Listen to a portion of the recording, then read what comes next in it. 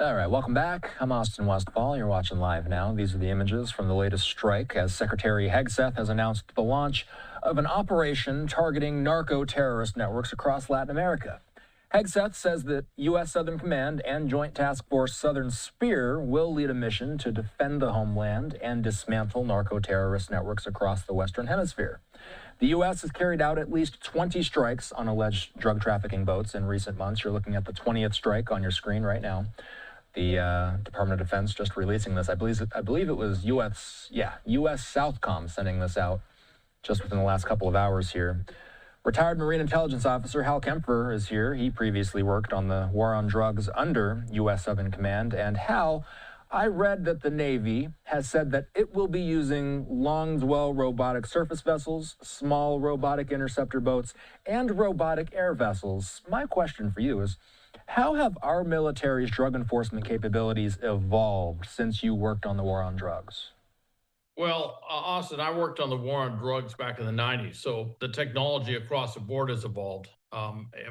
Literally, it's the online capability to do these things, but we didn't have this satellite, persistent satellite communications program that we have now. That's commercially available, I should say. We didn't have a lot of things that we have now, and of course the ships, the planes, and obviously everything that's robotic, everything you call drones, whether it's on the water, under the water, flying over the water, whatever. These are new capabilities. These are things that we just didn't have. So it's a tremendous capability to maintain a persistent maritime domain awareness in and around Venezuela, and certainly in the Eastern Pacific, which is another area where we've been doing these kinetic strikes against narco-terrorist boats and semi-submersibles. But the other thing too is the missiles that we have and the ability to put forces in there faster, quicker, better than we had before. So I think it's changed a lot. And what's fascinating to me is that the Joint Task Force concept, and I think they're going to come up with another name for the Joint Task Force other than just for Southern Spear. That's kind of seems to be a working name right now. But this Joint Task Force is being formed on the 2nd Marine Expeditionary Force, 2MEF, out of Camp Lejeune. They also have a persistent relationship with U.S. Southern Command as a component command as well. And that this is going to probably change things. And you wouldn't, if it was just going to be air and sea, I don't know that they would have set the JTF under the Marine Corps, under a Marine Command. But that tells me that they're looking at air, sea, and possible land. Because, well, frankly, that's what Marines do. We cover all warfighting domains. What are narco-terror networks? Lay it out for anybody who needs to have it explained to them in layman's terms. We know what narco means, but what's the terrorist piece of it? Well, the terrorist piece are that we've looked at what they do, and they do some pretty horrific things. And a lot of times they do stuff for political effect, too.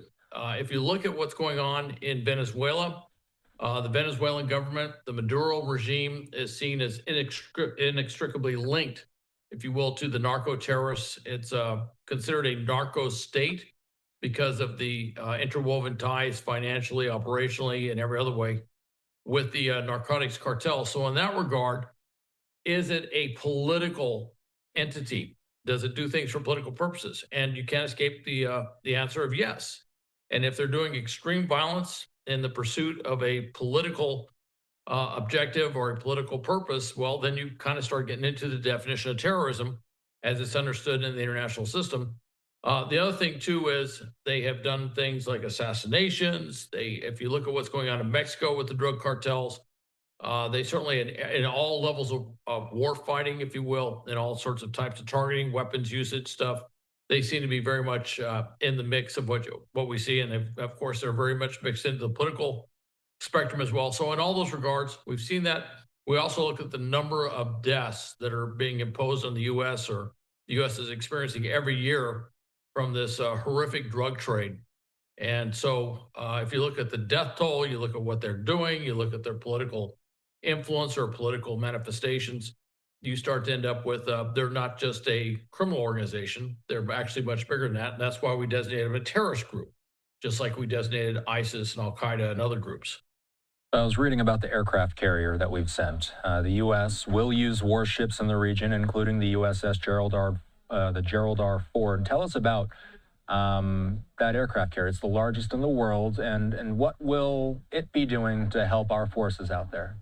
It's the largest, it's the newest. It has a lot of aircraft that are, some are like older F-18s, but they have a lot of newer aircraft as well that they can use. And it has basically an electric, um, the old pressure-based system, hydraulic-based system that they had for launching aircraft. This one is a system that's based on magnetic force to shoot it out, and so they can launch and recover aircraft a lot faster.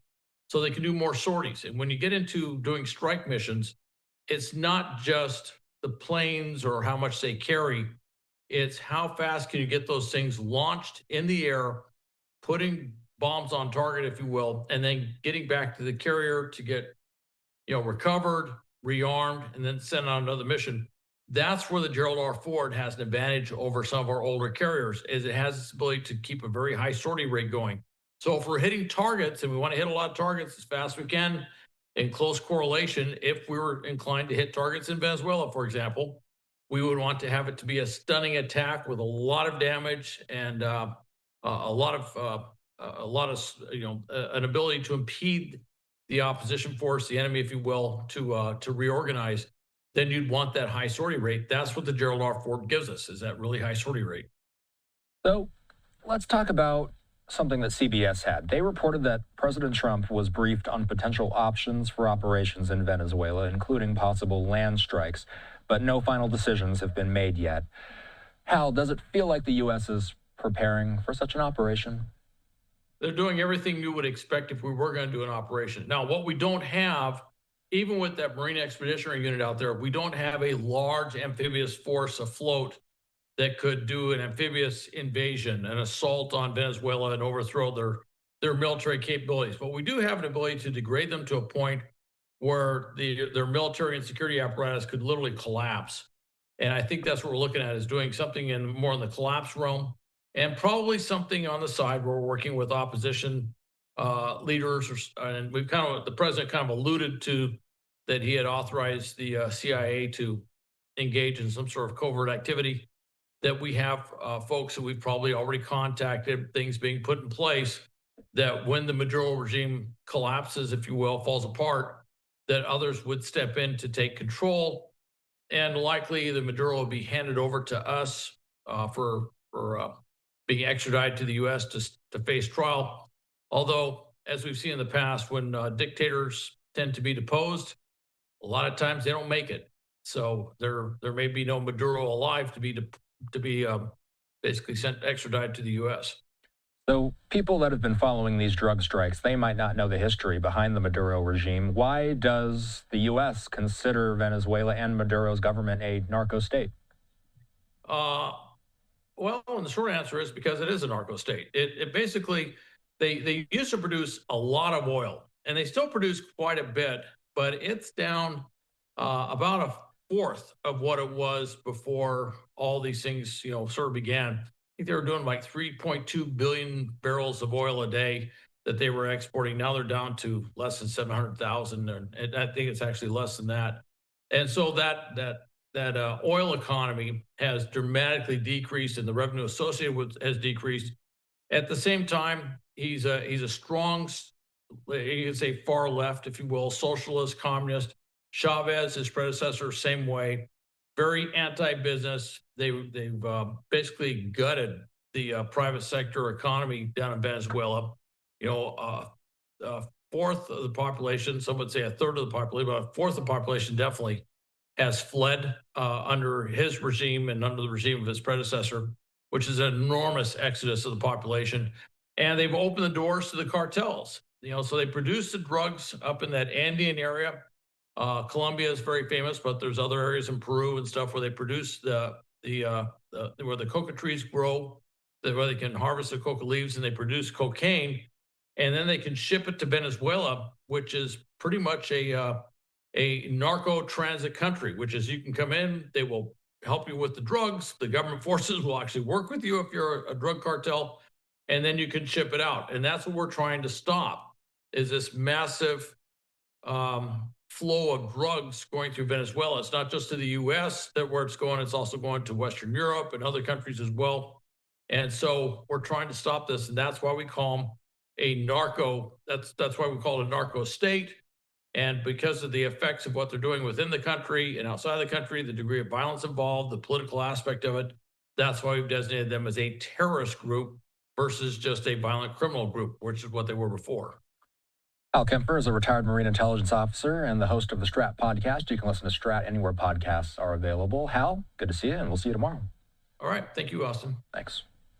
All right, 7:25 in the nation's capital. Let's hit a commercial break. Our coverage continuing in a moment.